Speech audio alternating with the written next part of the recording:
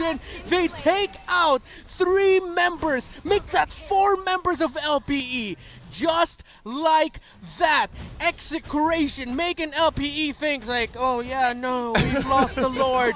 But the counterplay by Double K, what a move by Execration. The K brothers are currently onto it with the Wave the Dragon. Renzo being pushed inside the main inhibitor, but Execration is not going to stop since the Lord is also pushing to the bottom lane. A split push for Execration. That has to be game. Top inhibitor down, middle inhibitor down, bottom is up next. Execration is knocking on the doors of LPE and onto the doors of the playoffs. The burst Blazing damage, Blazing Duet, everything in between. Power of Order Brilliance deleted, and Execration have secured their slot in the MPL Philippines Season 7 playoffs.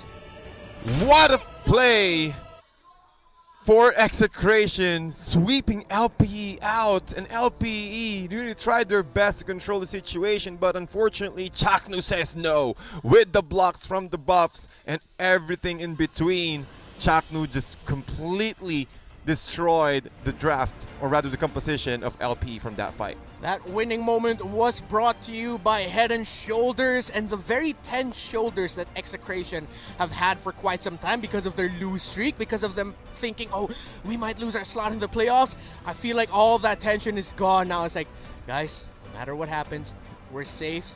We are playoffs bound. Congratulations to Execration for that win, 2-0 in the series. Before we throw it on over to Midnight, anything else you want to say about that match? Well, it was a great match, especially for Chaknu. We've seen this, the strength of Chaknu every single time, and also Kelra, the K brothers, doing it again against man. LPE, man.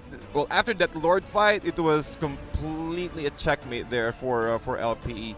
But, well, really thought that they can push things back on the side of Execration. But unfortunately, the power timings of that Roger completely fell off from around that time. So yeah, Chaknu really was difficult. also an incredibly disruptive presence here for Execration. LPE, Yaku was trying his absolute damnedest, but at that point where Chaknu was able to steal away that orange buff with the power of nature, and Yaku was already quite behind there, it was sort of like a teaser of the difficulty to come here for LPE because of how well Execration was just creeping into their jungle and just stopping them from getting any farm, despite them being completely behind. But yeah, again, congratulations to Execration. LPE, they have lost the possibility of them making their way onto the playoffs. They still have 2 matches to play for this season.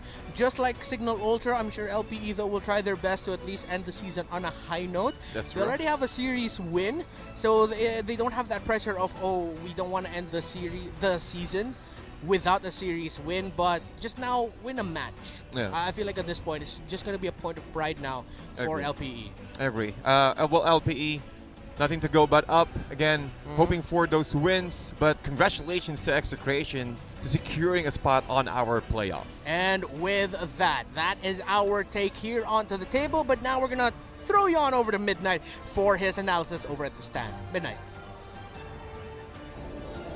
With that victory, Execration secures their playoff spot on the back of LPE's very own Grok pick on Chaknu. Welcome back to the Analyst Stand. My name is Midnight and ating breakdown kung paano ba ginamit ng Execration yung Grok nila to secure a win against LPE. Pero bago lahat, tignan muna natin ang post-game stats brought to us by Smart. Bakit sobrang halaga ng Grok pick ng Execration? Alam natin na for the longest time, LPE ang ginagawa nila is ginagamit nila yung Grok to insult the enemy jungler, no? Kumbaga, pupuntahan lang ni Grok yung jungler, guguluhin mag-farm, and habang nakakapag-farm yung kanya mga kampe. That is what Execration did in this game. Si Chakno yung naging irritation ng LPE as to why they weren't able to make any moves on the map. Kasi nga, yung Cho ay nakaharangan lang ni Grok. And at the same time, kapag may kayang ipoke yung Grok, hindi siya nag-hesitate to do so. Even invading the opposite jungle kahit wala siyang kampe, just to snatch away the enemy greens, no? Yun lang yung ginagawa ni Chakno in this game. And syempre, dagdag na rin natin dyan yung late game factor ng lineup nila, no? They have a Lunox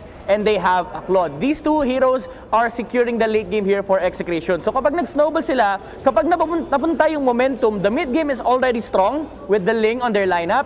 And at the same time, lugi pa pagdating sa late game yung LPE kasi nga may Lunox at Claude yung lineup nila. While you only have a Roger on the side, yes, meron kang Harith, pero it's really hard to play Harith against this lineup dahil ang daming panghuli, ang daming spill damage output, and ang daming teamfight prowess ng Execration. Yan yung nakita natin pagdating ng late game. And LPE, they had the condition to snowball with the Roger. Pero dahil nga luging-lugi si Roger, he even ended up buying the Endless Battle first before the Windtalker. So dito natin makikita na talagang may disparity pagdating sa farm and resource control in the early to mid-game stages. Tignan natin kung ano ba nangyari dito sa ating game highlights. So once again, hatid sa atin ng Smart. Again, early game, key component of the play style of Execration here is to stop LPE from snowballing. So the answer is, kung ayaw natin sila mag-snowball, let's use numbers, no? Apatin natin yung LPE para mapigilan natin kahit paano yung Roger. Kasi wala namang sustain, walang Rafaela yung lineup ng LPE. So kapag si Yako dito nag-overcommit, super punishable yan by the side of Execration. Habang si LBJ nagpa-farm, ang ginagawa lang ni Chakno is binibwisit niya lang si Yaku. What this does is, even if LPE gets a punishment or a kill, at least it doesn't lead into any objective and hindi rin nakaka-disrupt ng kahit anong hero sa side ng Execration. It makes it so that ang daming space sa mapa para makagalaw yung Execration dito, even making a move on the bottom lane. And dumating yung point na si Etomax nakakahanap na rin ng kanyang sariling rotation and bumibilis din yung kanyang item progression. So 5 minutes pa lang, nakikita natin may gold lead na kagad on the side of Execration. Ito actually napakagandang highlight from Jake the Dog, able to dodge the gank away from the Ling. Although namatay siya, at least namatay si KLBJ. Pero once again, Chakno, sabi niya, Bimo, hindi lang ikaw yung marunong mangbuisit sa jungle. Ginawa nila to kay KLBJ before. Now, it's Yaku's turn on LPE na hindi makahanap ng farm. And after that, Execration just secured the objectives and the farm priority on the Claude. Actually, kanina may magandang naging trade, no? While LPE was trying to take the turtle, si Kelra nagnanakaw ng purple buff. Ganun kalupit yung Execration pagdating sa panggugulang, panlalamang. Every single play na ginagawa nila, there's a reason behind it. Kahit si Chakno dito, yes, namatay siya, LPE was able to find a kill. Tignan nyo yung mapa, laging nakokontrol ng Execration yan. And it gives a lot of resources to their team para pagdating na late game, napakalaki na ng gold disparity. 10 minutes in, 11 minutes in, there's a 9,000 gold lead on the side of Execration. And knowing nakaka-buff lang ni Ling, napakasakit ng hero na to, ang laki na niyang problema, meron ka pang Lunox and Claude problem. So yan, yung mga problems na kinaharap ng LPE, and pagdating ng late game, their lineup is not able to stop the momentum of Execration. And that is the result of the game on the back of this guy's performance. The MVP of the game brought to us by Smart, Chaknu on the Grok. Again, proving na hindi mo kailangan ng kills para maging MVP. KDA of 019. Ang ginawa lang naman ni Chaknu dito is literal, buinisit niya yung LPE. Bawal kayo mag-farm na hindi ko kayo guguluhin. And Yaku, hindi siya talaga nakahanap ng free space para makagalaw sa mapa. That is Execration's playstyle na talagang mahirap counterin, lalo na pag nakukuha nila yung kanilang mga comfort picks, lalong-lalo na yung mga heroes ni Chakno. And at the end of the day, they're able to secure a 2-0 sweep against LPE. Napakainit, no? Pagdating sa ating playoffs, dahil again, sabi nga ng mga cases natin, pasok na po ang Execration sa playoffs. Bago tayo mag-proceed sa ating next series, check muna natin yung ating live watching rewards. Sa mga nanonood dyan, sa mga nag-enjoy ng MPL, may chance kayong manalo ng in-game rewards. All you need to do is scan this QR code, or punta kayo dito sa ating website, fill up a form, and if you are one of the first 30,000 entries, mananalo kayo ng in-game rewards, a skin worth of 599 diamonds. So do check it out and hope that you are one of the first 30,000 entries para magkaroon kayo ng chance manalo. Now, moving on to our second series, bago tayo magtapos, ay babalik muna tayo sa ating mga casters. Thank you for the analysis, Midnight, and there you have it. The playoffs picture is set. Actually, not really, because there are still upper bracket slots available. Sure. Only Aura Philippines and Blacklist International have secured the upper bracket slots in our playoffs. MPL Philippines Season 7 is presented by Smart, the official tournament telco partner of the MPL. Download the Giga Life app today to discover and enjoy the numerous promos that Smart has for all of us, so that you can enjoy with your friends. Our favorite Double Giga offers all in one tap with the Giga Life app. you are gonna have so many chances to really play the games that you want to play with your friends. And with the Giga Life app, napakaraming yung pwedeng gawin. Mag-add ng load to subscribe with smart and TNT offers. And of course, you can easily check your load balance all in just one tap, right? Very, very simple. There you have it. We are done with this series, but not done with the day just yet. Got another match coming up and an interview with a member of Execration who I'm sure are very happy to be in the playoffs yet again. Reptar and TDZ at your service. We'll pass you on over to Mara Aquino. And just like that, pasok na sa playoffs ang Execration.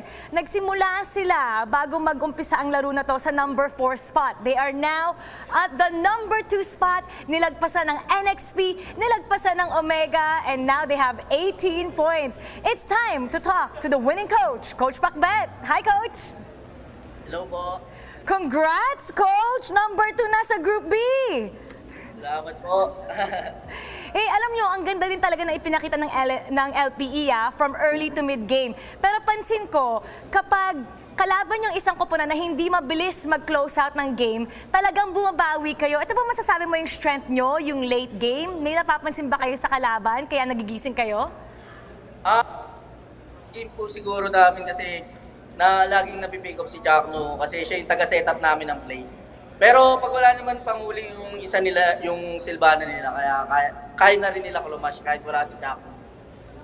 Kasi para pambait na lang si Jackno talaga. Coach, inside scoop naman, ano yung nangyari sa birthday ni Zapno? Kasi ngayon, yung first game nyo back, pagkatapos ng inyong celebration, ibang klaseng ipinakita nyo, sweep! Meron ba kayong heart-to-heart talk na naganap doon? Oo, nag-usap kami ng masinsiran kasi yung mga nakaraang talo namin talaga nahirapan kami mag-adjust kasi di namin alam kung paano pa kami natatalo. Laging nakakamba. Tapos marami rin talagang errors pa sa team. Kaya inaayos namin isa-isa yung mga errors para maging mas maganda pagdating ng playoffs. Pansin ko nga sa mga tweets ni Kiel, sabi nga niya, kahit ang sakit-sakit na doon ng mata niya, naglalaro siya kasi gusto niyang bumawi. Talagang dinadamdam talaga ng mga manlalaro mo doon sa mga talo nyo. So, sa moments na gano'n, ano ba yung mga sinasabi niyo sa kanila para ma-lift yung spirit nila? Sinasabi ko na lang nila, alam naman natin yung mga mali. Tapos, kasi,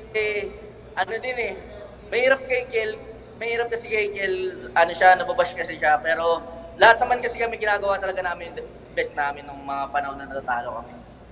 Maraming errors kaya inaano na lang si Kiel na enjoy mo lang yung laro mo. Gawin mo lang yung best mo. Huwag ka mapaniwala sa mga sinasabi ng iba. Magaling ka. Ayun yung sinasabi ka namin. Saktong-sakto, eto na ang oras mo para magbigay ng mensahe dun sa mga manonood, sa mga doubters, at sa mga fans ng Execration. Ayun, shoutout ka pala sa lahat ng fans ng XA. Huwag kayong magsawang sumuporta sa amin. Kasi lahat kami gusto namin talagang manalo ng manalo. Pero hindi rin talaga sapat yung nabibigay namin per game. Pero ginagawa pa rin namin yung best namin para maiayos lahat ng pagkakamali namin nung last. Kaya ayun, shoutout sa lahat ng fans ng XA. Alright, Coach, maraming salamat. Congratulations! Pasok na kayo sa playoffs. And just like that, they are at the number 2 spot. Nilagpasan nila ang NXP, nilagpasan ng Omega. Kaya dapat nakatuto kayo kasi maraming talagang magbabago dito sa ating Week 7. And watch out for exclusive discounts, giveaways, and more when you buy Mobile Legends gaming pins on Koda Shop using your smart and TNT load at kodashop.com. Meron pa tayong huling seri na magaganap sa araw na to. Don't go anywhere. MPL Philippines will be right back. Welcome to the Giga Life. Your passions, your stories, your life. Simplified with just one app. This is the future. The Giga Life in just one pack. Experience more Giga moments when you make the smart choice. With the Philippines' fastest mobile data network. How do I know it's T1? Simple, smart, ako.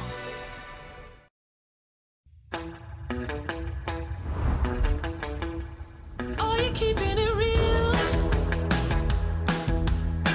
I'm calling shotgun, wanna see my baby run.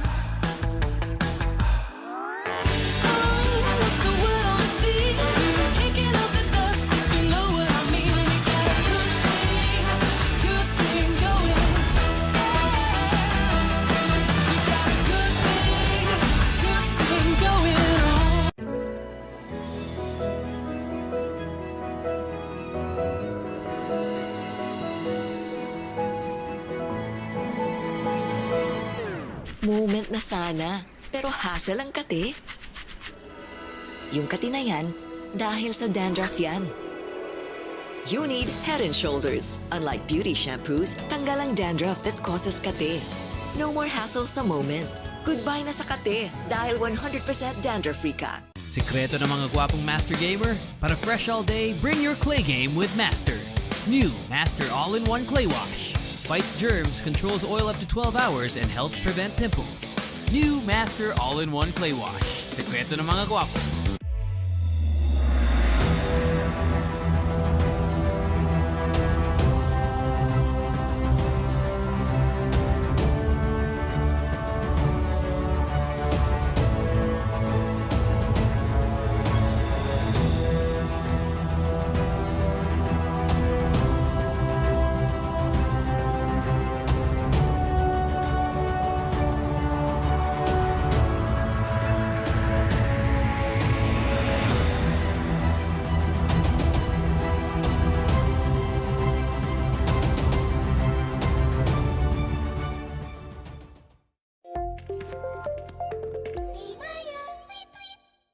Ngayong bago na ang mundo, mas humirap ang goals ko. Kaya yan with Enervon Active because it has 12 immunity and energy power-ups. Bagong mundo, ready ako! Comeback Active, powered by Enervon Active. Unilab yan. Dami ko ng sakit na napagdaanan. Dami ng solusyon na subukan. Pahid-pahid. Bitin sa akin pag nawala ang init. Asus! Pahid ulit. Dito pa rin ako sa hiyang sa akin. Alaksan FR, takos ang sakit ng katawan. Pahid-pahid pa ba?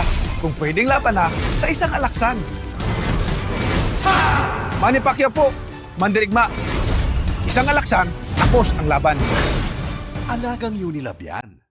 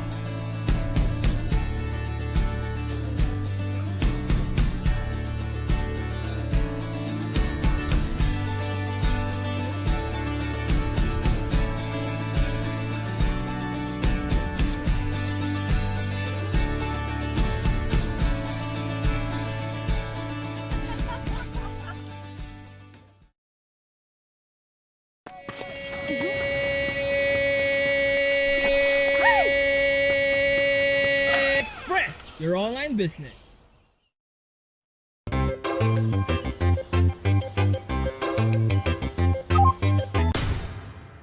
Express, your online business.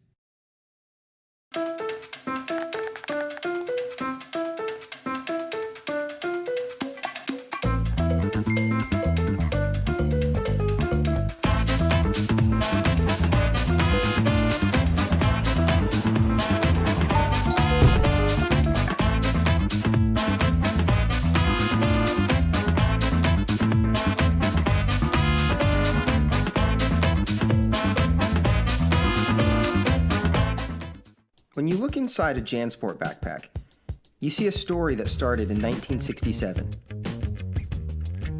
And since then, our mission has expanded to helping protect our environment for future generations to enjoy.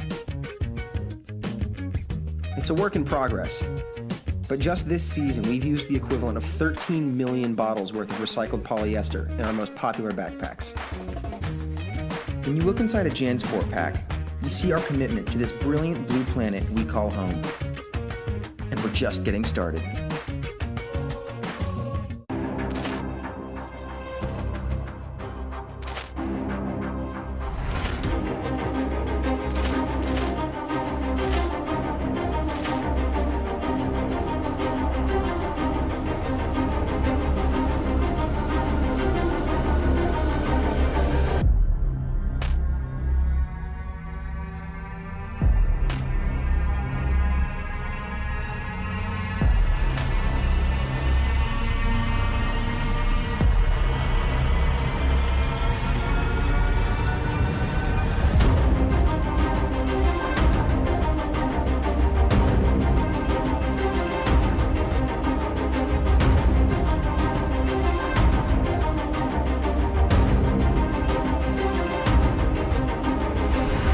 is our ally, not our enemy. We rely on nature as our life support system. We are all connected. This is our opportunity for a new balance with nature. It's time to step up our game for conservation. Let's gather for a team fight. There's no other option. This is our end game. We could be the last generation to save the world. Together we can protect and conserve species and their habitat. Because together, anything is possible. Victory, victory, victory, victory, victory for nature. Together, together, together, together, together, possible.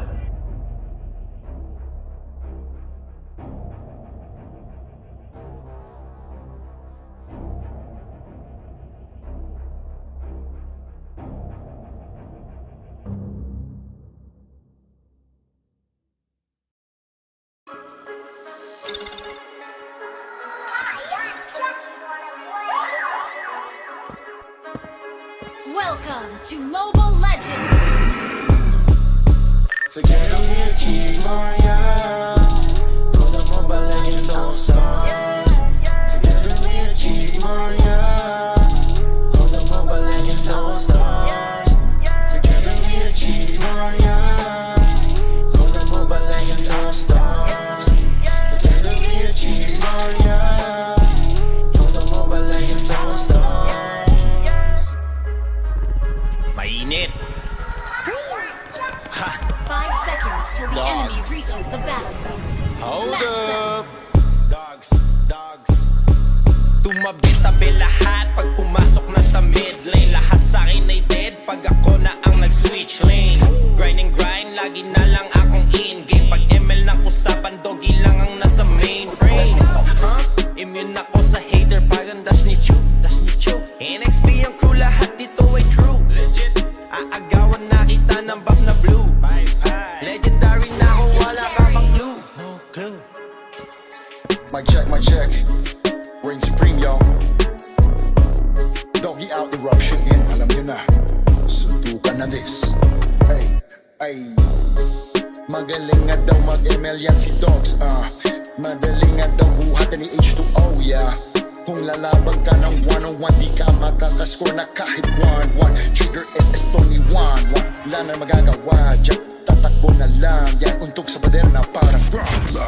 Sa halimaw ako na ang maghahamon. Iniiwan to ng chicks, hawik ka sinibal mo. Walang doggy-doggy sa'kin. Johnson and Odette, lahat binabanggawa sa'kin. Lalapain lang ng Roger itong aso. Ngunit kapag ako na ay nag-anyong lobo. Teka muna, tropa ko to sisison. Ang dami nyo ng ebas, kami naman dito nangunguna. Place lang kami horap, comment laging lurap. Pag kami na in-game, lahat napapahurap. Ora, tulog kapag tinamaan ni Selena. Hero parang nakainom na ng tikera. Kukurintin, kagamit ko si Brody. Lahat imbay